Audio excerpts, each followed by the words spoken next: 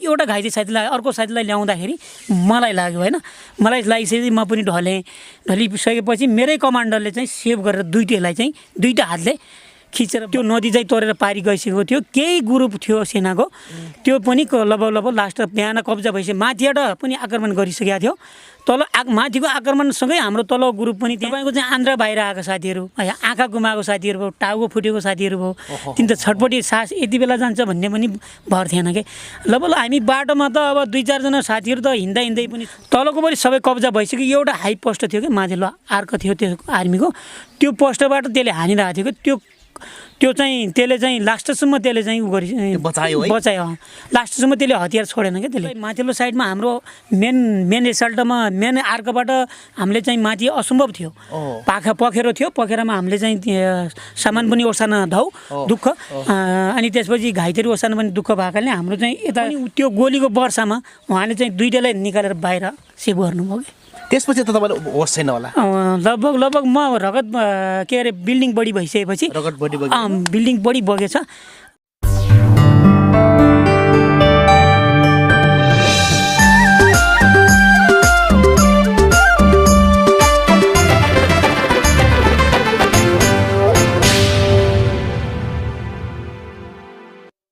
Sir, यहाँलाई हाम्रो top Nepal टिभीमा स्वागत छ।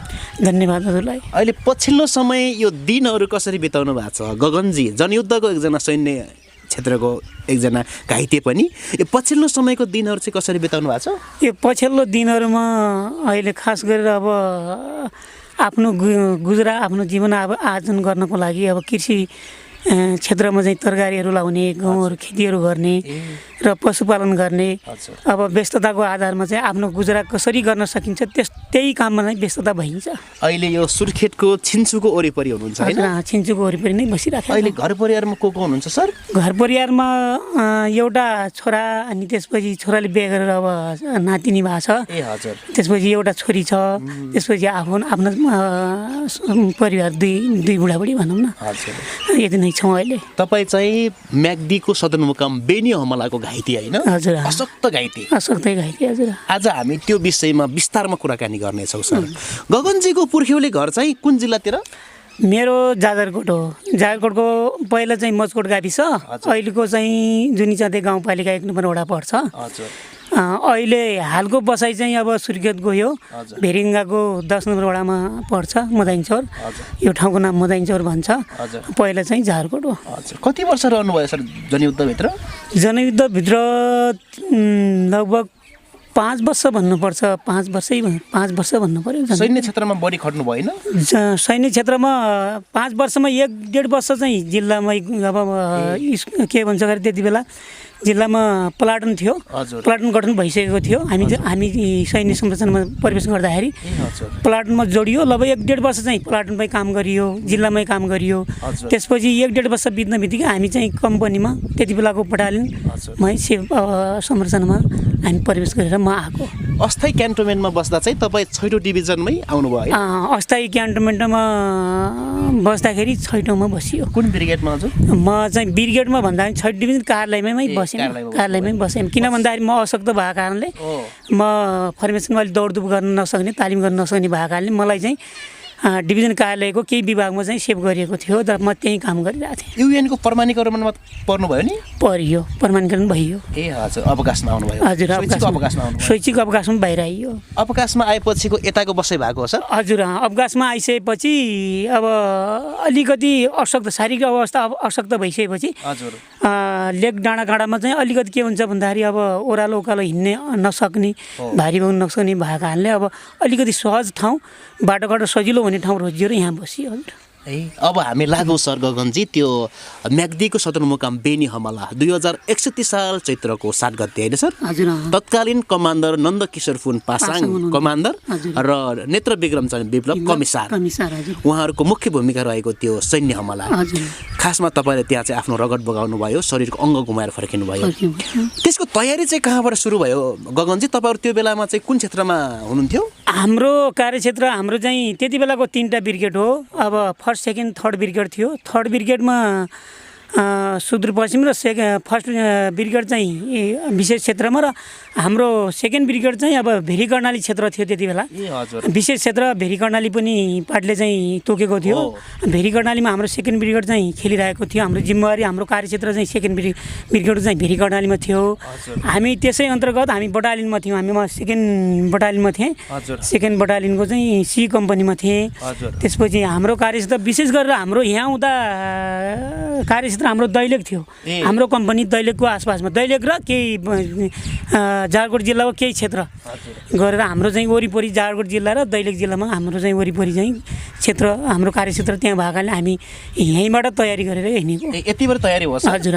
त्यसपछि तपाईँहरू रोल्पा रुकुम पनि पुग्नुभयो? हामी चाहिँ जाजरकोटको पहिलो हाम्रो फर्मेसन चाहिँ हाम्रो रोलकाल चाहिँ सेकेन्ड ब्रिगेडको रोलकाल चाहिँ रामीडाँडा भन्ने ठाउँमा भयो। त्यसपछि रामीडाँडा हुँदै हामी चाहिँ के भन्छ गरे यो जाजरकोटको रिम्ना हुँदै हामीलाई चाहिँ रुकुम विशेष क्षेत्र रुकुममा चाहिँ प्रवेश गराइयो। हामी रुकुममा गइसकेपछि हामी केही दिनसम्म हामी रुकुममै बस्यौँ। तपाईँहरूको फर्मेसन चाहिँ कम्पनी स्तरको हो सर? कम्पनी स्तर भन्दा पनि हाम्रो फर्मेसन त ब्रिगेड स्तरीय फर्मेसन थियो, भइसकेको थियो। ब्रिगेड घोषणा भइसकेको थियो। ब्रिगेडबाट हाम्रो फर्मेसन चाहिँ अब 3टा बटालियन थियो। 3टा बटालियनमा हामी अब कम्पनीमै हामी म थिएँ कम्पनीमा थिएँ। अनि कम्पनीको चाहिँ त्यति बेला अब ब्रिगेड स्तरीय संरचना मै हामी हिँडिरहेको थियौँ। त्यति बेला हाम्रो जाजरकोटको चाहिँ रामीडाँडाबाटै सुरु भएको हाम्रो फर्मेसन। कति दिनपछि पुग्नुभयो सर त्यो रुकुम? हामी चाहिँ अब रुकुममा हामी लगभग 12-14 दिन लाग्यो होला हामी जाजरकोटबाट त्यहाँ जानलाई, रामीडाँडाबाट त्यहाँ जानलाई लगभग 2 हप्ता लाग्यो भनौँ न। कुनै ठुलो योजनामा छौ भन्ने त थाहा थियो होला, तर बेनी भन्ने त थाहा थिएन होला है सर? हामीलाई के थाहा थियो भन्दाखेरि हामी त्यो संरचना ठुलो फर्मेसन जम्मा भएर हामीलाई रोलकाल गराइन्थ्यो। हाम्रो कमान्डरले निर्देशन दिनुहुन्थ्यो। निर्देशन दिँदाखेरि हामी पक्कै पनि कुनै ठाउँ हाम्रो एक्सन छ, हामी पूर्व तयारीमा छौँ भन्ने हामीलाई चाहिँ मानसिकमा आउँथ्यो। हाम्रो दिमागमा त्यो खेलिरहन्थ्यो। अनि कुन ठाउँमा लडाइँमा जाँदैछौँ भन्ने हुन्थ्यो। तर फलानु ठाउँमा यो ठाउँमा जान्छौँ भनेर हामीलाई थाहा हुँदैन थियो। हामी किन भन्दा हामी चाहिँ त्यति बेलाको अवस्था चाहिँ फोकस नहुने, हामी चाहिँ एक्सपोज हुन्छ, हाम्रो लडाइँहरू असफल हुन्छन् भन्ने हिसाबले हाम्रो विशेष कमान्डरहरूले विशेष कमिसारहरूले हाम्रो पार्टीले चाहिँ सेभ गरेर हामीलाई चाहिँ निश्चित गन्तव्यमा लिन्थ्यो र हामी त्यहाँ चाहिँ आफ्नो भूमिका निर्वाह गर्न हामी अग्रसर हुन्थ्यौँ। रुकुम पुगेपछि अर्को फर्मेसनसँग चाहिँ भेट भयो सर? त्यहाँको विशेषको फर्मेसन?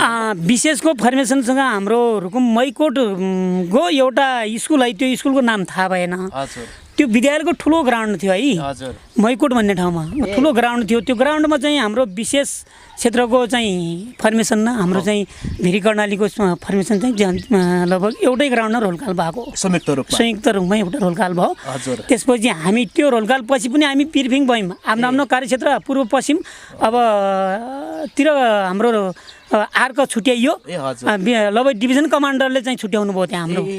छुट्याइसकेपछि हाम्रो आर्क विशेष गरेर अब अलि हाम्रै अब यो पश्चिमतिरैको आर्क परेका कारणले हामी पश्चिमतिर भूभागमा चाहिँ त्यो रुकुम मैकोटको केही पश्चिमको भागमा हाम्रो फर्मेसन बस्यो। हामी लगभग त्यहाँ पनि अलि दिन बस्यौँ। तयारीकै अवस्थामा पुग्यौँ हामी। त्यहाँ हाम्रो निर्देशन के थियो भन्दाखेरि हाम्रो अब केही दिन लाग्छ, हामी केही दिन बस्छौँ मात्रै भन्ने हामी निर्देशन पायौँ। तर हाम्रो लडाइँको तयारी आज पुगेको छैन भन्ने भएन कि त्यति बेला अब केही कुरा सेभ गर्ने भएको कारणले हामी केही दिनसम्म यहीँ बस्छौँ भनेर हामीलाई निर्देशन भयो र हामी केही दिनसम्म हामी त्यही लगभग रुकुमको मैकोटको एरियामा हामी बस्यौँ। तपाईँहरूको फर्मेसन? हाम्रो फर्मेसन त्यहीँ बस्यो। हेर्नुहोस्, त्यसपछि अब त्यो यात्राको कुरा सुरु गरौँ है सर? हजुर। म्याग्दीतिरको त्यो यात्रा रुकुमको लुकुमबाटै भयो भन्ने छ है? हजुर, रुकुमको लुकुमबाट सुरु भयो। त्यसपछि हामी त्यहाँबाट केही पाटन जङ्गलहरू काटेर हाम्रो त्यो दोरपाटनको पाटन भेटियो। हामी जङ्गल क्रस गर्दाखेरि पछि एक दिन हिँडेर क्रस भइसकेपछि हामीले पाटन भेटायौँ। हामीले त्यो राति लगभग हामी रातभरि चाहिँ त्यो दोरपाटनको एरिया मात्रै हिँड्यौँ। त्यहाँ हेर्नुहोस् पुरै पाटन कस्तो रहेछ भन्नुहुन्छ भन्दाखेरि यताउता डाँडाकाँडा बिचमा एकदम समतल भूभाग। जो तपाईँको चाहिँ नेपाली सेनाको चिफ त्यति बेलाको कुन हुन्थ्यो अरे, उहाँको घर चाहिँ त्यति भन्ने त्यहाँ रहेछ, दोरपाटनमा रहेछ उहाँको होइन। उहाँको नाम ठ्याक्कै मैले बिर्सेँ होइन। त्यो के गरे साई सेनाको चिफ क्या त्यति बेलाको। त्यो त्यो यो गाउँ है, यो गाउँमा चाहिँ अलिक खतरा छ, साथीहरू सेफ भएर हिँड्नु होला है। जति बेला पनि जे पनि हुनसक्छ भनेर हाम्रो कमान्डरहरूले, हाम्रो चाहिँ अगाडिको कमान्डरहरूले निर्देशन दिनुभएको थियो। हामी एलर्टमै भएर त्यो गाउँ प्रवेश गरेर पछि रातभरि हिँडेर हामी फेरि चाहिँ त्यो दोरपाटन हिँडिसकेपछि अनि फेरि त्यो के भन्छ अरे जङ्गल भेट्यो। फेरि जङ्गल भेटेर फेरि जङ्गल ओह्रालो हामी तपाईँको चाहिँ म्याग्दी जिल्ला लगभग भेटियो। त्यो सिङ्गो फर्मेसन सँगै हाम्रो डिभिजनै भनौँ, के अरे ब्रिगेड भनौँ न, हाम्रो ब्रिगेड त्यो चाहिँ फर्मेसन कोरसमा जङ्गल कोरस भएर हामी तल चाहिँ म्याग्दीको त्यहाँ चाहिँ जिल्ला सिमानाको जिल्लामा कोरस भएर हामी लगभग त्यहाँ पुग्यौँ। हेर्नुहोस्, त्यहाँ पुग्दाखेरि दिनमा चाहिँ त्यहाँ पुग्यो, दिनमा रातभरि हिँडेर बिहान त्यहाँ पुग्यो। बिहान त्यहाँ पुगिसकेपछि हामी त्यहाँ पनि सेफ भयौँ क्या। हेर्नुहोस्, किन भन्दाखेरि त्यो जिल्लामा त्यही म्याग्दीको सदरमुकाममा लडाइँ गर्नुपर्ने, हामीले चाहिँ त्यहाँ एक्सन दिनुपर्ने। अनि त्यहाँ के भयो भन्नुहुन्छ भन्दाखेरि एक्सपोज हुन्छ भन्ने भइसकेपछि हामी चाहिँ लगभग दिनभरि चाहिँ हाम्रो चाहिँ एक वटा टोली एक गाउँमा चाहिँ लगभग सेफ विभाजित भएर सेफ भइयो। सेफ भइसकेपछि अनि त्यसपछि हाम्रो लगभग त्यो दिनभरि त्यहाँ सेफ भइसकेपछि हाम्रो सेफ हुने टोली सेफ भइसक्यो। हाम्रो व्यवस्थापनको टोली चाहिँ व्यवस्थापन गरिराख्यो दिनभरि। गरिसकेपछि साँझ लगभग हाम्रो 5 या 5:30 बजे हाम्रो फेरि रोल कल भयो। रोल कल भइसकेपछि हामीलाई चाहिँ विशेष निर्देशन भयो, हामी विशेष काममा छौँ आज, कोही पनि साथीहरूले चाहिँ त्यस्तो 100 हुने काम कसैबाट पनि नहोला भन्ने खालको निर्देशन आइसकेपछि हामी पक्कै पनि लडाइँमा जाँदैछौँ भन्ने मानसिकता थाहा छैन, हिँडिरहेछौँ हामी त यो कुरो हिँडिरहेछौँ। त्यसपछि तपाईँ त्यो भइसकेपछि अनि साँझ 5 बजेपछि हामीले चाहिँ खानाको पूर्व तयारी व्यवस्थापन भइसकेपछि हामीलाई 6 बजीतिर खाना खुवाइयो। हामीले खाना खायौँ। त्यसपछि खाना खाइसकेपछि लगातार हिँड्नु। त्यहाँबाट पनि लगभग त्यो दोरपाटनको लेकबाट उताबाट गएपछि म्याग्दीको फर्स्ट अब तपाईँको गाउँ र त्यहाँबाट सदरमुकाममा जान लगभग धेरै लाग्दो रहेछ नि। त्यहाँबाट पनि हामी लगभग कति घन्टा हिँड्यौँ भन्दाखेरि 5-6 बजेको फर्मेसनबाट हिँडेको। 6 बजे 6, 7, 8, 9, 10, 11, 12, 1, 2 भनेपछि हामी त लगभग सदरमुकाममा त लडाइँ जो लास्ट स्टेप थियो त्यहाँ जानुपर्ने 9-10 घन्टा 8-10 घन्टा लगभग सिमतम हिँडेर पुग्दाखेरि पछि चाहिँ त्यहाँ राति लगभग 11 बजेर कति मिनटमा फायरिङ सुरु भयो। हेर्नुहोस्, तपाईँहरू सम्बन्धित अर्कोमा पुगिसक्नु भएको थियो? हजुर, त्यो समयमा निर्धारित समय पुगिसक्नु भएको थियो? हजुर, पुगिसकेका थियौँ हामी। निर्धारित समयमा हामीलाई चाहिँ समय यति बजे हामी त्यहाँ पुग्छौँ भन्ने निर्देशन त करिबन कमान्डर हाम्रो अगाडिको चाहिँ टोलीलाई थाहा भइसकेको थियो। तर हामीलाई थाहा हुने कुरा त भएन, थाहा भइसकेको थियो। तर हामी चाहिँ निश्चित समय तोकेको थियो, त्यो निश्चित समयमा हामी पुगेका थियौँ। त्यसपछि अब त्यहाँको फायरिङ भइसकेपछि त्यहाँको अवस्था के भयो सर? त्यहाँबाट सुरु गरौँ क्रमशः। त्यहाँको अवस्था हामी चाहिँ त्यो सदरमुकामको चाहिँ हामी पश्चिम आर्कबाट परेका थियौँ है। हाम्रो सेकेन्ड ब्रिगेडको चाहिँ जो चाहिँ सदरमुकाम चाहिँ अब तपाईँको चाहिँ समतल भूभाग रहेछ, तल चाहिँ नदी रहेछ त्यहाँ। अनि समतल भूभागमा जो चाहिँ माथिबाट चाहिँ तल जाने भूभाग हुन्छ नि, त्यो भूभाग पनि हाम्रो आर्कमा परेको थियो, सेकेन्ड ब्रिगेडलाई परेको थियो। जो सेकेन्ड ब्रिगेडको आर्क चाहिँ अब यस्तो ठाडो थियो, ठाडोबाट तल जाने थियो। हेर्नुहोस्, तल जाने थियो। अनि त्यसैमा मध्ये पनि हाम्रो चाहिँ अलि फेरि फर्मेसनले सेकेन्ड ब्रिगेडले पनि हामीलाई चाहिँ अब त्यहाँ पनि अब विभाजन गरेको थियो कि आर्क। ब्रिगेड स्तरीय अर्को आयो। ब्रिगेड स्तरीयबाट हाम्रो चाहिँ बटालियन स्तरीय अथवा विशेष कमान्डो बनाएर लगाएको थियो। त्यो विशेष कमान्डो चाहिँ अगाडि, त्यसपछि बिचमा चाहिँ फर्स्ट एसाल्ट, त्यसपछि सेकेन्ड एसाल्ट, त्यसपछि थर्ड एसाल्ट भएर गएको थिएँ। म चाहिँ थर्ड एसाल्टमा थिएँ। विशेष गरेर म चाहिँ त्यति बेलाको ब्रिगेड सह कमिसार दीपक उदयबार चलाउने दीपकसँग चाहिँ हामी गएको थियौँ। त्यसमा चाहिँ विशेष गरी हाम्रो टोलीको कमान्डर फेरि चाहिँ अनाम हुनुहुन्थ्यो है, कालीकोटको अनाम हुनुहुन्थ्यो। अनामकै कमानमा हामी थियौँ त्यति बेला चाहिँ। बटालियन भन्दा नि के अरे प्लाटुन कमान्डर हुनुहुन्थ्यो तपाईँ अनाम। त्यो प्लाटुन कमान्डरको विशेष कमानमा दीपक सहकमिसारको चाहिँ हिसाबमा हामी गएको थियौँ। त्यो थर्ड एसाल्ट चाहिँ दीपक सरले नै कमान्ड गर्नुभएको थियो हामी त्यो टोलीमा गएको थियौँ त्यसपछि त्यहाँको लडाइँको अवस्था के भयो सर अब त्यो फायरिङ लडाइँको अवस्था चाहिँ फर्स्ट एसाल्ट चाहिँ लड्यो विशेष गरेर कमान्डो टोलीभित्र छिरिसकेपछि फर्स्ट एसाल्ट पछाडि गयो पहिला चाहिँ कमान्डो टोली नै जाने भन्ने थियो त्यहाँ गइसकेपछि कमान्डो टोली गयो लगभग केही साथीहरू घाइते भइसकेपछि क्षति भइसकेपछि अब हाम्रो फर्स्ट एसाल्ट जानुभयो फर्स्ट एसाल्ट टोली गइसकेपछि पनि फर्स्ट एसाल्टको टोली पनि केही घाइते भइसकेपछि अनि त्यसपछि हाम्रो चाहिँ तयारी थर्ड एसाल्टको कमान्ड गर्नुभएको थियो हाम्रो दिपक सरले त्यसपछि हामी चाहिँ थर्ड एसाल्टमा थियौँ पछि हामीलाई पनि भित्र नगई नहुने भइसकेपछि बजेतिर सर त्यो चाहिँ हामी बिहान 4 बजीतिर भित्र त्यति बेलासम्म तपाईँहरू सेफ हुनुहुन्छ हामी सेफ थियौँ हाम्रो सेफ थियौँ हामीले चाहिँ विशेष गरी भित्र घाइते भएका साथीहरू हामीले चाहिँ तपाईँ सेभ गर्ने टोलीहरूलाई जस्तै शहीद भएका साथीहरूलाई हामीले बाहिर चाहिँ पास गर्ने र हाम्रो विशेष गरेर त्यो सामग्रीको सुरक्षा है तपाईँको चाहिँ हामीसँग गोलीहरू थियो हाम्रो हात हतियार भयो माइनहरू भयो त्यहाँ जे चिज अगाडिको टोलीलाई चाहिँ तपाईँको चाहिँ हुन्छ आवश्यक पर्छ हामीले त्यहाँ चाहिँ सुरक्षा दिएर हामीले अलिक सप्लाई पनि गर्नु पर्थ्यो हाम्रो चाहिँ भूमिका त्यो पनि थियो कि त्यो युद्धको बिचमा त्यो फर्स्ट एसाल्टको आर्कमा पनि जानु पर्थ्यो त्यो सामान लगेर जानुपर्ने र त्यहाँबाट फेरि हाम्रो साथीहरूलाई चाहिँ बाहिर निकाल्नुपर्ने घाइते भएका साथीहरूलाई चाहिँ सप्लाई गरेर बाहिर निकालेर हामीले एचपी ग्रुपलाई चाहिँ त्यहाँ स्वास्थ्यलाई चाहिँ हामीले बुझाउनु पर्ने हाम्रो भूमिका त्यो पनि थियो उस्तै परे जानुपर्छ लड्नुपर्छ लास्टमा चाहिँ जानुपर्छ भन्ने निर्देशन पनि थियो त्यो भएपछि हामी चाहिँ त्यो काममा थियौँ अनि दिपक सरले अब हाम्रो सेकेन्ड एसाल्ट पनि घाइते भइसकेपछि थर्डको पालो आइसकेपछि यहाँ जानु पर्यो साथीहरू त्यहाँ चाहिँ साथीहरू भइसक्नु भयो धेरै घाइते भइसक्नु भयो भनेपछि हामी चाहिँ भित्र गएको 4 बजीतिर हजुर 4 बजी तपाईँहरू त्यो भित्र छिर्दासम्म फर्स्ट र सेकेन्डको अवस्था के थियो सर त्यो एसाल्टको ग्रुपको चाहिँ एसाल्टको टस नस थियो टस नस त खासै टस नस त थिएन होइन केही साथीहरू अपाङ्ग के अरे घाइते भइसक्नु भयो केही साथीहरू के अरे बित्नुभयो शहीद हुनुभयो टस नस बिहान लगभग 4 बजेपछि टस नस बढी भयो के उज्यालोमा बढी भइसक्यो माथि जो 4 बजे 5 बजे 6 बजेतिर त माथिबाट हेली आइसकेको थियो हेर्नुहोस् 6 बजीतिर 6 बजे किन 5:30 बजी नै आइसक्यो हेली आइसकेपछि अनि त्यहाँ भएको आर्मीले चाहिँ अलिक सास बढायो क्या हेर्नुहोस् सास बढाइसकेपछि पछि त्यति गर्दै पनि हाम्रो ग्रुपले चाहिँ हाम्रो टोलीहरूले बिहान 5 बजेर कति 50 मिनटमा त हाम्रो त्यहाँभित्र गइसकेको थियो टोलीहरू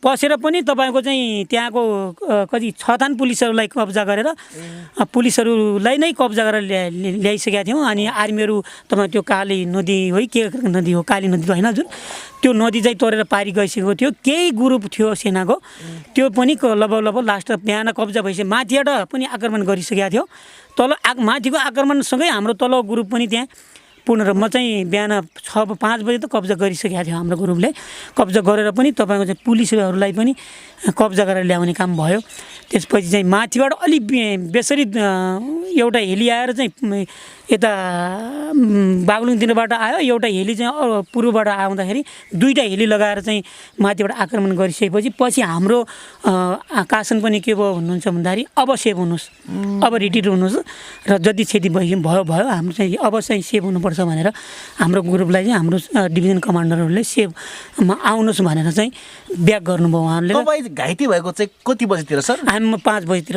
कस्तो अवस्थामा सर त्यो भित्र नै हुनुहुन्छ तपाईँ म भित्रबाट बाहिर आउँदाखेरि पछाडिबाट हानेर चाहिँ मलाई घाइते बनाएको तपाईँ ब्यारेकभित्र छिरिसक्नु भएको छ भित्र छिरेर बाहिर केही घाइते साथीहरूलाई ल्याउने बेला अनि बाहिर ल्याउँदाखेरि मलाई पछाडिबाट हानेर म चाहिँ बिहान घाइते भएको हेर्नुहोस् बिहान घाइते भइसकेपछि पछि त्यहाँको अवस्था के भयो तपाईँ घाइते भइसकेपछि मेरै कमान्डर अनाम चाहिँ सेपमा हुनुहुन्थ्यो कभरमा हुनुहुन्थ्यो म चाहिँ उताबाट ल्याउने बेला म पनि ढलिसकेपछि म र अर्को साथीलाई चाहिँ सँगै चाहिँ उहाँले सेभ गरेर बाहिर ल्याएर चाहिँ कमान्डरले अनामले तपाईँ चाहिँ त्यो घाइते तानिराख्नु भएको छ तानेर ल्याउने म घाइते हुँदाखेरि एउटा घाइते साथीलाई अर्को साथीलाई ल्याउँदाखेरि मलाई लाग्यो होइन मलाई लागिसकेपछि म पनि ढलिसकेपछि मेरै कमान्डरले चाहिँ सेभ गरेर दुईटा हातले खिचेर बाहिर चाहिँ यसमा पुर्याउनु भयो त्यसपछि चाहिँ ब्याक हुने चाहिँ ऊ भइसकेपछि पछि हामी घाइते भइसकेपछि ल मसँगै पनि 3-4 जना घाइते भयौँ कि त्यो सँगसँगै त्यो वरिपरि 3-4 जना भइसकेपछि त्यो किन सर त्यस्तो अवस्था चाहिँ त्यस्तो अवस्था के भयो भन्नुहुन्छ भन्दाखेरि जो चाहिँ माथिको तलको पनि सबै कब्जा भइसक्यो। एउटा हाई पोस्ट थियो कि माथिल्लो आर्क थियो त्यो आर्मीको, त्यो पोस्टबाट त्यसले हानिरहेको थियो कि त्यो चाहिँ त्यसले चाहिँ लास्टसम्म त्यसले चाहिँ उ गरि बचायो। लास्टसम्म त्यसले हतियार छोडेन क्या, त्यसले हानिराखेको थियो। त्यो माथिबाटै हानेर चाहिँ तल भन्नाले तपाईँहरू त्यो हाई पोस्टको तल मुनितिर गइसक्नु भएको छ? गइसकेका थियौँ हामी। बाहिर घाइते साइतलाई बाहिर निकाल्दाखेरि त्यसले त्यो एउटा पोस्ट भन्दा दुईवटा पोस्ट थियो क्या है। एउटा चाहिँ अलि तल्लो साइडमा थियो, एउटा माथिल्लो साइडमा चाहिँ हाम्रो अर्को पोस्टले बिहानसम्म चाहिँ छोडेन क्या, त्यसले छोडेन। पछि हेली आइसकेपछि झनै छोडेन त्यसले। त तपाईँ घाइते हुने बेला उज्यालो भइसकेको छ? त्यसले उज्यालो हुन लागेको थियो। तपाईँ घाइते हुँदा उज्यालो हुन लाग्यो। तपाईँ सँगसँगै टिम मिलाएरै फर्किनु भएको छ? एकदम टिम मिलाएर पछि घाइते साथीहरूलाई ल्याएर हाम्रो कमान्डरले चाहिँ मलाई तानेर चाहिँ एचपिएममा पुर्याउनु भयो। त्यो सप्लाई ग्रुप चाहिँ थियो, हामीलाई घाइतेहरूलाई बोक्ने सप्लाई ग्रुपलाई बुझाउनु भयो। त्यसपछि त्यहाँका भएका हात हतियारहरू चाहिँ उहाँले घाइते नभएका साथीहरूलाई चाहिँ सम्हालेर पछि चाहिँ ब्याग चाहिँ अब अगाडि उसले हानेको चाहिँ सेप हुँदै पछाडि चाहिँ कभरमा सेप हुँदै बाहिर चाहिँ आउनुभयो र सुरक्षा आफ्नो आर्कतिर आउनुभयो। र त्यसपछि चाहिँ हामी 6 बजेर कति मिनटमा चाहिँ त्यो लडाइँभन्दा अलिक बाहिर चाहिँ कति 100-200 मिटर बाहिर आइसकेको कुरा सुनिन्थ्यो है। अब हामी त चाहिँ घाइते भइसकेका थियौँ, तर चाहिँ हामी धेरै बाहिर आइसकेका 200-250 मिटर बाहिर आइसकेका छौँ भनेर चाहिँ त्यो साथीहरूले चाहिँ बोक्ने हामीलाई चाहिँ सप्लाई गर्ने साथीहरूले भनिराख्नु भएको थियो। पछि माथि चाहिँ घुमाइरहेको थियो, माथिबाट आक्रमण तपाईँ गरिरहेको थियो।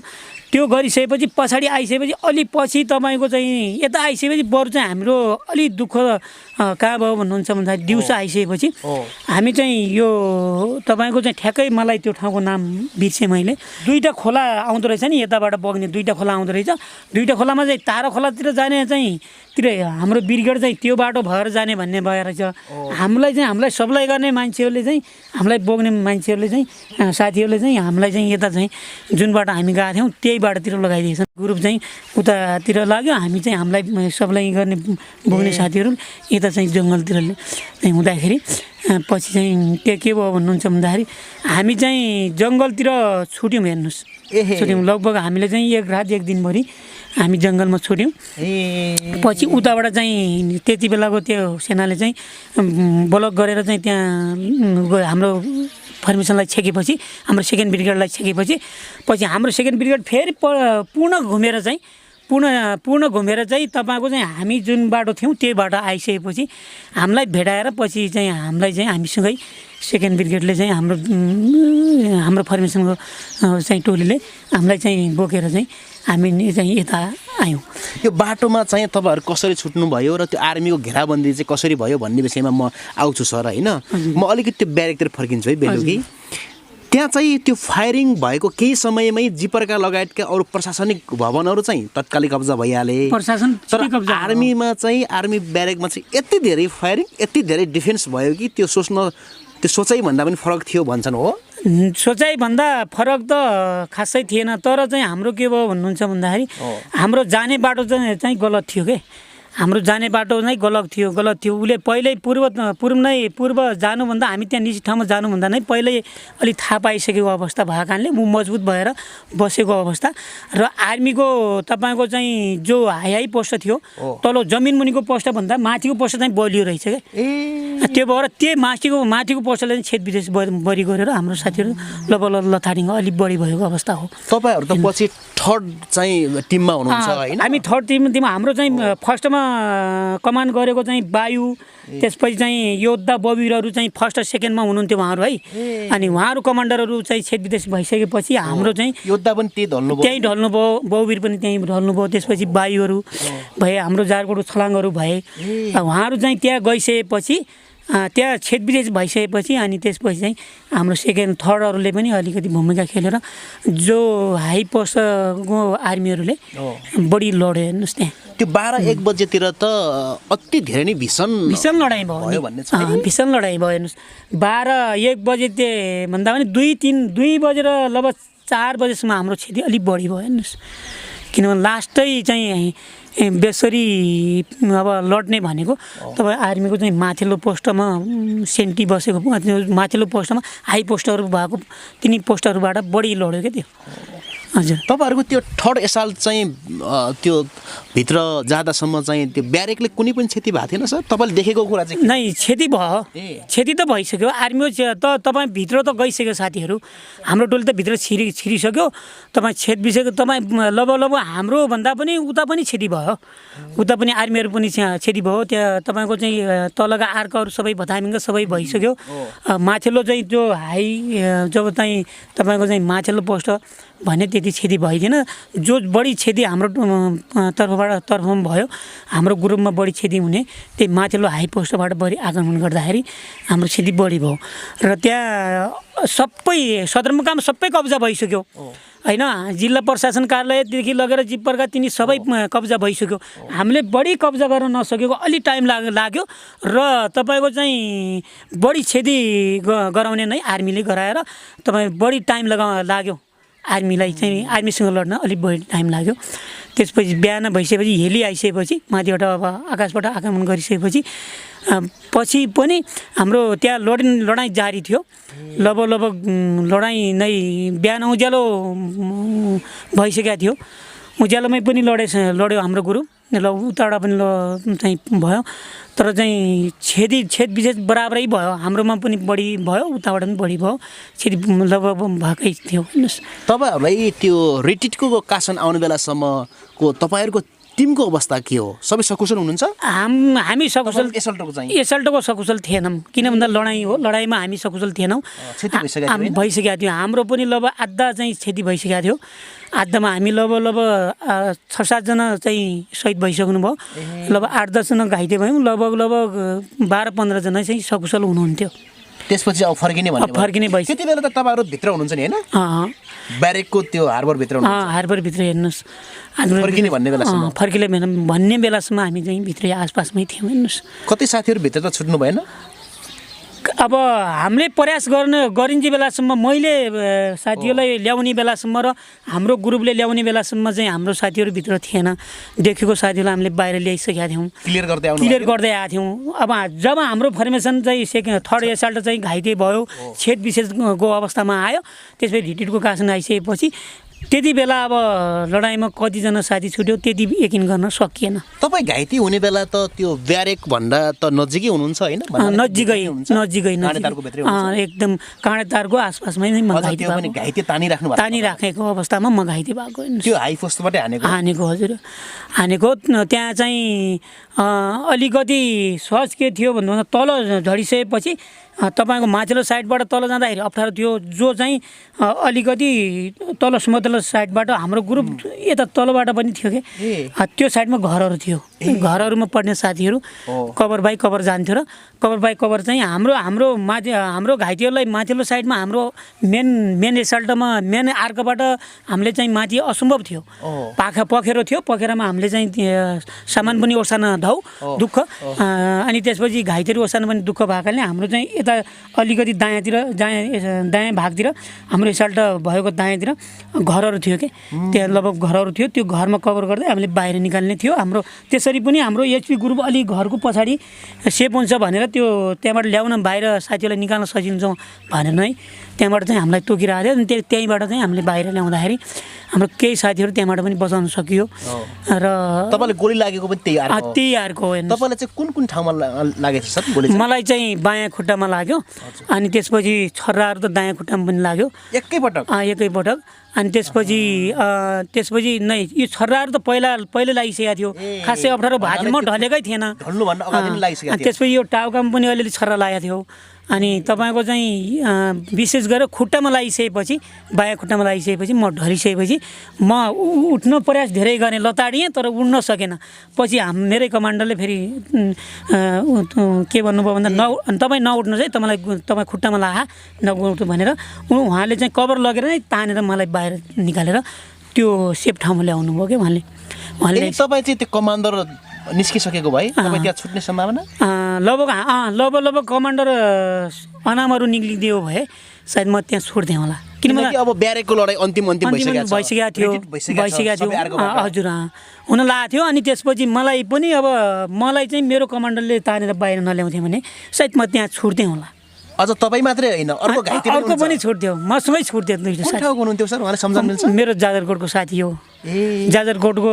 अभिवादन भन्ने साथी हो होइन अहिले छेडाघाट नगरपालिकामा पर्छ साथी हो अनि पहिलाको चाहिँ सुवनावली हो कस्तो थियो नि सर तपाईँले तान्दै हुनुहुन्छ उहाँको अवस्था ढाडमा गोली लागेको थियो हेर्नुहोस् ढाडमा गोली लागेको थियो ढाडको यता बायाँ साइडतिर लागेको थियो यता पछाडिबाट लागेर यता कोखा साइडतिरबाट निक्लिएको थियो होइन अलिक जटिल थियो अलि त्यति बेला त बोल्नुहुन्थ्यो है अलिक जटिल थियो अनि त्यसपछि चाहिँ मैले चाहिँ निकालेर बाहिर तर तपाईँले गोली लाग्दा पनि कमान्डरसँग त्यो सञ्चार चाहिँ भइरहेछ होइन भइरहेछ बोलिरहेको गर्ने कस्तो गर्ने भन्ने चाहिँ भइरहेको थियो फायरिङ त भइरहेछ फायरिङ त भइरहेछ उहाँले चाहिँ मसँगै उहाँलाई पनि दुईटैलाई तानेर सेभ गर्नुभयो मेरो कमान्डरले हेर्नुहोस् भने त्यति बेलाको माया ममता भन्ने कुरा धेरै थियो कि नत्र भने आफ्नो ज्यान जोगाउन चाहेको भए उहाँले भाग्नुहुन्थ्यो नि जस्तै मलाई अर्को साथी उतापट्टि घाइते मैले तानिरहेको छु म ढलिसकेपछि दुईवटा भइहाल्यौँ दुईवटा भइसकेपछि उहाँसँग चाहिँ माया ममता नहुन्थ्यो भने त उहाँ त सेभ हुनुहुन्थ्यो नि आफै तर पनि त्यो गोलीको वर्षामा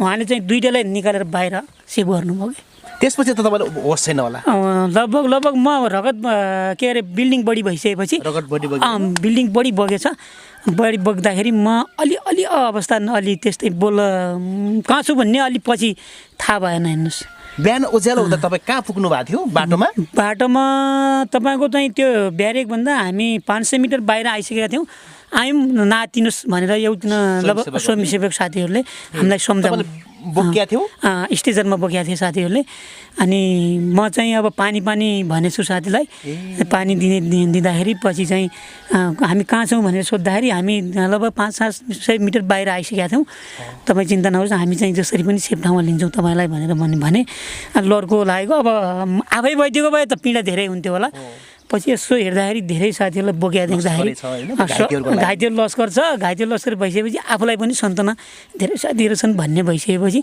आफू पनि होसमा आउँदाखेरि त्यति चाहिँ असहज वातावरणमा चाहिँ त्यति उ भएन खुट्टाको अवस्था कस्तो थियो प्राथमिक उपचार भइसक्यो प्राथमिक उपचार तपाईँको चाहिँ लगभग 20-25 मिनट पछि भयो लगभग आधा घन्टा पछि भयो आधा घन्टासम्म त ब्लिडिङ भइरहेको रहेछ त्यो भइसकेपछि अब बिल्डिङ चाहिँ कम गराउने अवस्था भएछ अनि त्यसपछि रोकथाम गर्ने भयो त्यति बेलाको त्यो अवस्थामा लडाइँमा सबै उपचार हुने कुरा भएन त्यति बेला के हुन्थ्यो दुखाइ कम गर्ने र बिल्डिङ कम गर्ने जसरी पनि रगत बग्न नदिने त्यो चाहिँ हुन्थ्यो त्यो भइसकेपछि पछि चाहिँ रगत कम भइसकेपछि अनि म अलि होसमा आएर पानी त चाहियो त्यसपछि पानी स्वयंसेवकहरूसँग पानी माग्यो अलिक टाढा हामी धेरै 500-700 मिटर बाहिर आइसकेका छौँ त्यसपछि चाहिँ चिन्ता नगर्नुहोस् धेरै साथीहरू हुनुहुन्छ यहाँ भनिसकेपछि अब एउटै भएपछि आफै भइदियो भए पीडा बढी हुन्थ्यो होइन लाइनको लाइन घाइते साथीहरू कोही छटपट्टिको राको हामीभन्दा त अलिक जटिल पनि थिए हामी त अब खुट्टामा भयो केही छर्राहरू लागेर सामान्य भयो त्यति बेला सामान्य हौँ क्या हामी तपाईँको चाहिँ आन्द्रा बाहिर आएको साथीहरू आँखा गुमाएको साथीहरू भयो टाउको फुटेको साथीहरू भयो तिन त छटपट्टि सास यति बेला जान्छ भन्ने पनि भर थिएन कि लगभग हामी बाटोमा त अब 2-4 जना साथीहरू त हिँड्दै पनि छोडेर जानुभयो अनि तपाईँहरूले त्यो त्यति बेलासम्म चाहिँ जुन बेलामा तपाईँले पानी माग्नुभयो नि बिहान त्यति बेलासम्म चाहिँ सदरमुकाममा फायर कन्ट्रोल भइसकेको छ बन्द भइसकेको छ नै फायर बन्द भएन हेलीबाट हानिरहेछ तपाईँ माथिबाट तल कन्ट्रोल भयो तर माथिबाट घुमाइरहेछ कहाँ छ त्यो भनेर तपाईँ चाहिँ अब बाटोमा हानिरहेछ नि माथिबाट अनि तपाईँले अगाडि अलिकति कुरा खोल्नु भएको थियो जुन बाटोबाट हामीलाई स्वयंसेवकहरूले लानुपर्ने थियो अर्को बाटो लानुभएछ भन्ने भयो त्यो बाटोमा के भएछ भन्नुहुन्छ भन्दाखेरि हाम्रो फर्मेसन चाहिँ तपाईँको चाहिँ त्यो ताराखोला साइडतिर गइहालेछ अनि हामी चाहिँ पहिला गएको बाटोतिर चाहिँ हाम्रो स्वयंसेवक साथीहरूले जङ्गल साइडतिर लगाइदिएछन् कि यतातिर दायाँतिर गाउँ साइडबाट जानु पर्दो रहेछ हाम्रो चाहिँ बायाँ साइडतिर तपाईँ चाहिँ जङ्गल साइडतिर स्वयंसेवकले अब जङ्गलतिर लगायो सेफ हुन्छ भन्ने माने होला नै किन भन्दाखेरि त्यति बेला त बच्नुपर्ने थियो माथि एउटा गोली हानिरहेको थियो बम फालिरहेको थियो ठाउँ सेफ हुन्छ भनेर चाहिँ जङ्गलतिर चाहिँ माथितिर लगिएछन् साथीहरूले त्यसपछि हामी चाहिँ त्यहाँ एक रात एक दिन त्यहाँ हाम्रो स्वयंसेवक साथीहरूले त्यहाँ गोठालाहरू रहेछन् क्या भैँसी पालेका गोठाला जङ्गलतिर त्यहाँ सेफ बनाइदिए हामीलाई अनि फेरि हाम्रो सेकेन्ड ब्रिगेड चाहिँ फेरि रिट्रिट भएर जब ताराखोलामा चाहिँ ब्लक गरिदियो आर्मीले भिडन्त भयो त्यसपछि ब्लक गरिदियो बाटो त्यसपछि फेरि पूर्ण घुमेर चाहिँ हामी भागै बाटोमा चाहिँ आएछ कि हाम्रो सेकेन्ड ब्रिगेड त्यहाँ आइसकेपछि फेरि पूर्ण रूपमा हाम्रो ग्रुपले भेटाएर पछि चाहिँ हामीलाई चाहिँ सेभ गरेर ल्यायो। ए तपाईँहरू लगभग त्यो लेकतिर चाहिँ अलपत्र परिसक्नु भएको थियो? लगभग अलपत्र परियो, पछि नै अलपत्र परियो। एक रात एक दिन त अलपत्रै भन्नुपर्छ होइन। घाइतेहरू मात्र? घाइते अनि स्वयंसेवक साथीहरू। अनि एकजना हुनुहुन्थ्यो सर त्यो स्वयंसेवकहरू? स्वयंसेवकहरू लगभग 8-10 जना स्वयंसेवकहरू हुनुहुन्थ्यो। हामी 3 जना घाइते थियौँ है।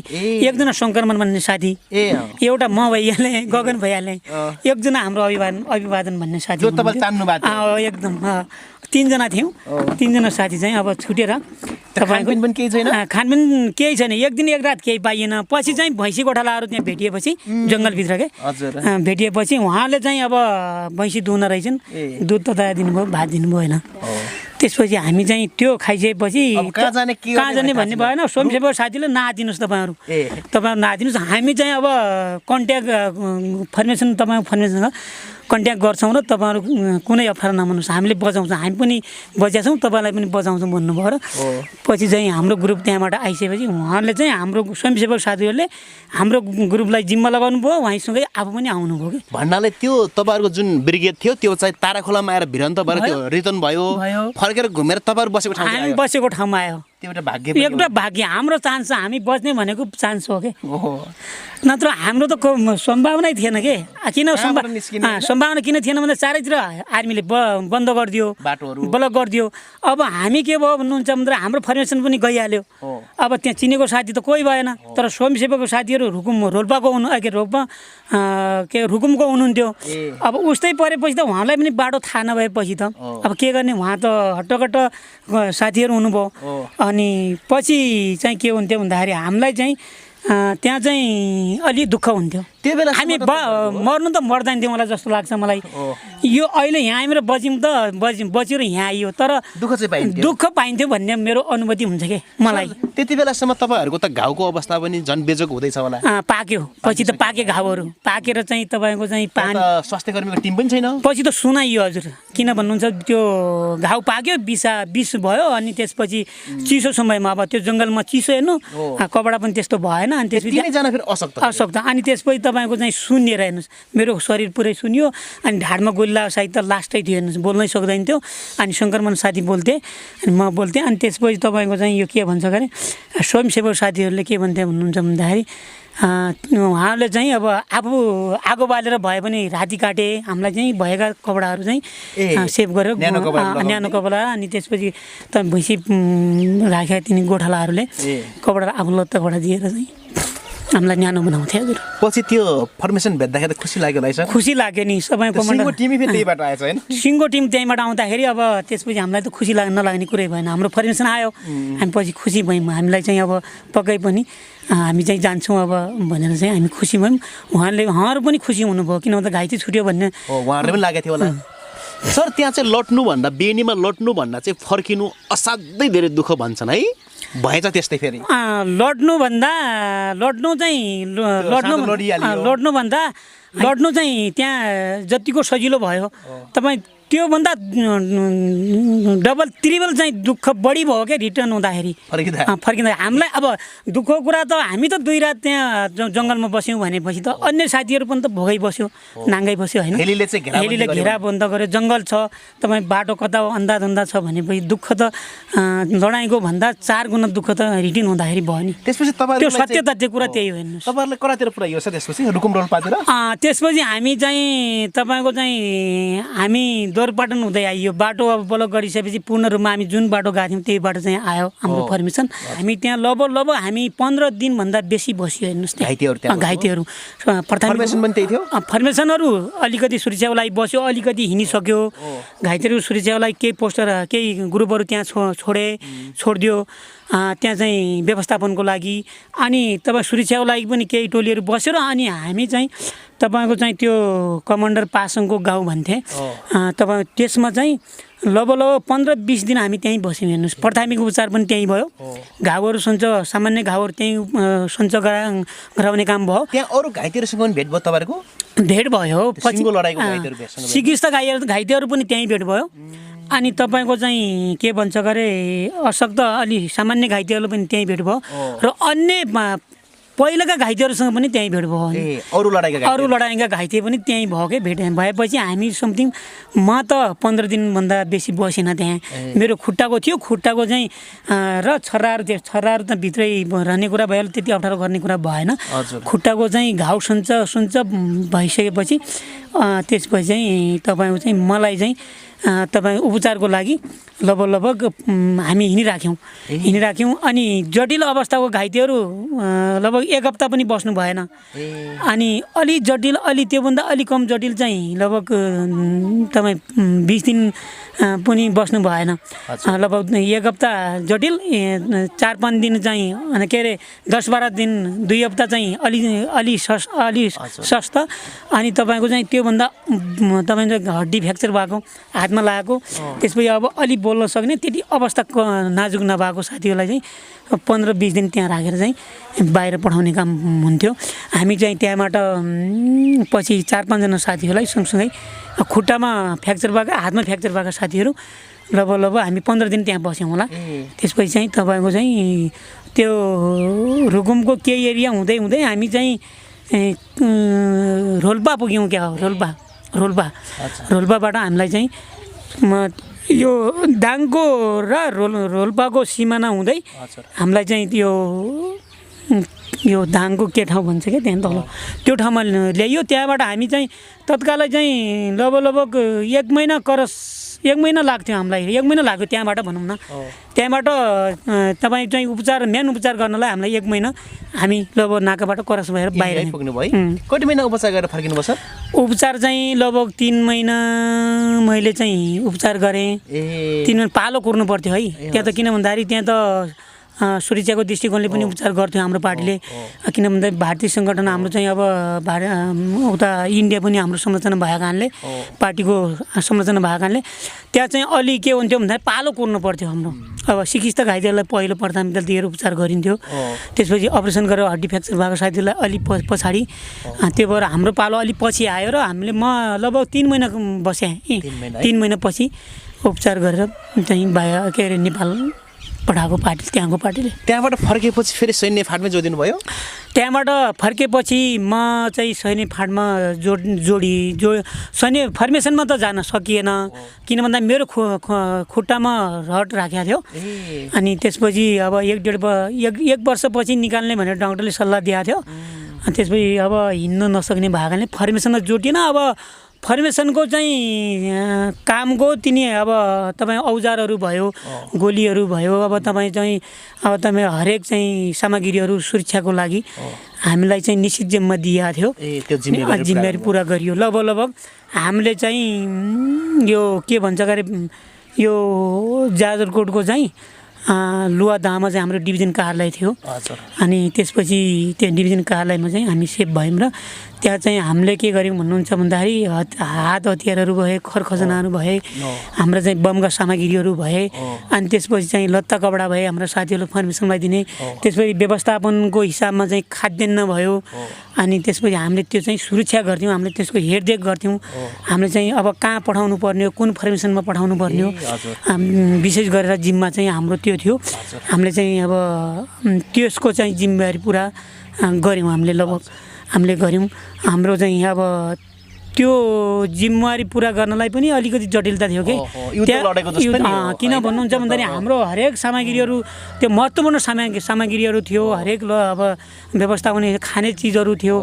अब त्यो हाम्रो भेरी कर्णालीको चाहिँ तपाईँको सञ्चार त्यति बेलाको होइन, भेरी कर्णाली एफएम पनि थियो हेर्नुहोस्। हाम्रो त्यसको बेसमा हामी बसेर त्यसलाई पनि हामीले सुरक्षा दिनु पर्थ्यो। हामीले कतै अब लगभग हामीले त्यो के भन्छ अरे त्यसमा चाहिँ हामीले चाहिँ कुनै खतरा आयो भने हामीले चाहिँ त्यहाँ सञ्चारको भूमिका पनि खेल्थ्यौँ के। हामी तल गाउँमा बस्थ्यौँ। हाम्रो चाहिँ अब माथि लुवादाको माथि टपमा घिमाने भन्ने लेखमा हाम्रो चाहिँ एफएम हाम्रो त्यति बेला रेडियो नेपाल के रेडियो थियो, जनवादी गणतन्त्र भन्ने के अरे जनवादी रेडियो होइन, जनगणतन्त्र। त्यसको पनि हामीले चाहिँ सुरक्षा दिने काम पनि गर्थ्यौँ हामीले त्यहाँ। किन भन्दाखेरि अरू सुरक्षा भन्दा लडाइँको सुरक्षा भन्दाखेरि हामीले चाहिँ त्यस्तो खतरा जस्तै कोही खतरा मान्छे आयो, कुनै शङ्कास्पद मान्छे आयो भने हामीले चाँडै चाहिँ खबर पुर्याउने काम गर्थ्यौँ र हाम्रो चाहिँ बन्दोबस्त हाम्रो लडाइँका सामग्रीहरू त्यहाँ रहन्थे। हामीले त्यसको सुरक्षा गर्ने, हेरदेख गर्ने। त्यति मात्रै नभएर हाम्रो चाहिँ एउटा प्राविधिक ग्रुप पनि थियो हामीसँग, हतियारको लागि बिग्रेका हतियारहरू बनाउने। अनि तपाईँको चाहिँ एउटा डिस्चार्ज भन्ने एउटा ऊ थियो नि, तपाईँको चाहिँ थिनेड राइफलको अगाडि राखेर तपाईँको चाहिँ त्यहाँ ग्रेनेडर राखेर ग्रेनेड हान्ने एउटा औजार थियो नि, डिस्चार्ज कप हो। त्यो चाहिँ हाम्रो प्राविधिक ग्रुपले निर्माण गरेको। अनि त्यसपछि तपाईँ त्यो प्राविधिक ग्रुपसँगै हामी बस्थ्यौँ। त्यसमा चाहिँ बारुदहरू भयो, हामीले चाहिँ बारुद पनि उत्पादन गऱ्यौँ हामीले त।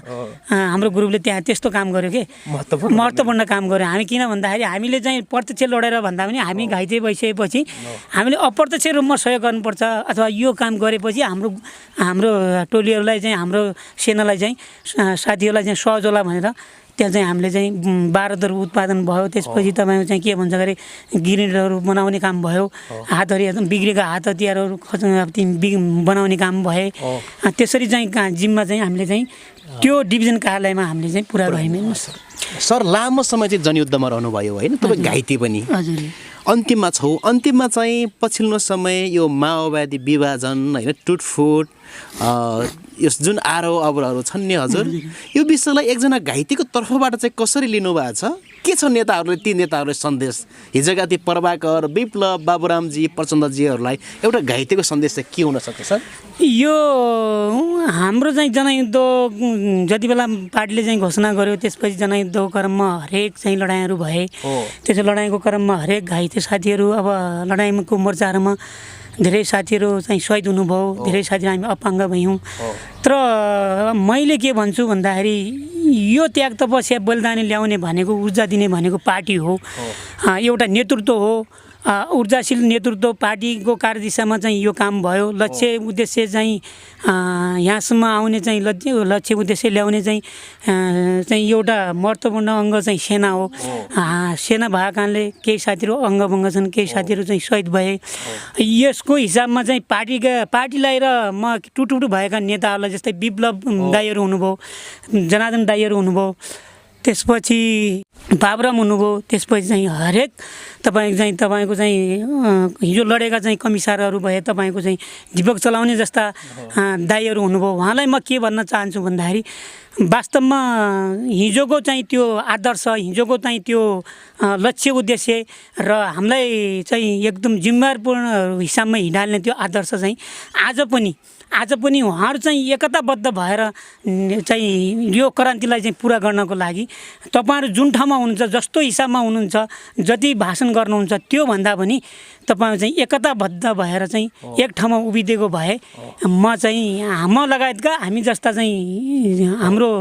जस्तै कार्यकर्ता र आम नेपाली चाहिँ जनताले चाहिँ राम्रो मान्ने थियो र क्रान्ति चाहिँ पुरा गर्नलाई चाहिँ अझै पनि तपाईँको चाहिँ धेरै सहयोग गर्ने थियौँ भन्ने चाहिँ म अठोट राख्न चाहन्छु। र जनताले पनि खोजेको छ र भोटरहरूले पनि खोजेको छ। पूर्व चाहिँ विभाजित कमान्डरदेखि लगेर पार्टीका नेताहरू चाहिँ एक ठाउँमा उभिदिएको भए नेपाली क्रान्ति चाहिँ सम्पन्न हुन्थ्यो र नेपाली जनताको चाहिँ भने जस्तो चाहिँ के गरे सपनाहरू पुरा हुन्थ्यो र हामी जस्ता कार्यकर्ताहरूको पनि सपना पुरा हुन्थ्यो भन्ने कुरा म चाहिँ उहाँलाई चाहिँ दर्शाउन चाहन्छु र भन्न चाहन्छु। हस्, आज भेटघाट भयो सर संयोगले। एकजना घाइते, त्यो बेनी हमलाको एकजना घाइतेसँग तपाईँको अहिले पनि शारीरिक रूपमा हेर्ने हो भने एउटा खुट्टामा समस्या नै छ, छोटो छ होइन सर? छोटो छ, 4 इन्च छोटो छ होइन सर? घाइतेसँग चाहिँ आज मैले यो भलाकुसारी गर्ने समय पाएँ। यो समय दिनुभएकोमा धन्यवाद सर। हजुर, धन्यवाद हजुर।